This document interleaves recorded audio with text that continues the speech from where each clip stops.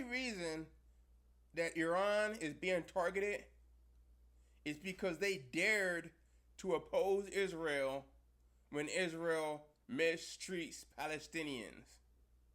See, that's the shame behind the whole situation that a lot of mainstream people completely miss or don't know of, don't care about. But the real reason that Israel's targets is on Iran is because Iran dared to stand up against Israel and impede Israel's plans to take over the entire area for the Greater Israel Project. Israel, they just invaded Lebanon and taken more land out of there. Last year they took what 50% of Gaza. They Israel plans to take that entire area, sovereign countries' borders, sovereign countries' lands.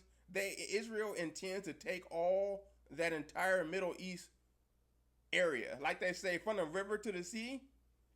Israel, the Greater Israel plan is to have that entire area as their country, regardless of whether now it's belongs to other countries. They just invaded Lebanon and took country. They just took half of Gaza last year.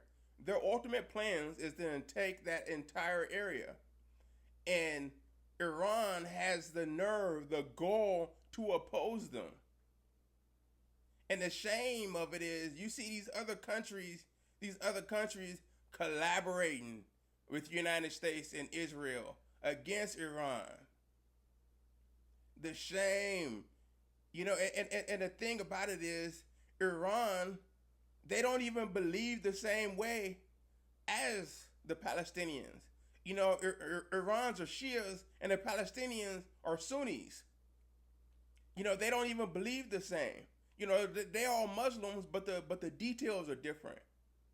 But then the Muslim countries who are Sunnis, they don't support the Palestinians. They don't, they collaborate with Israel and the United States.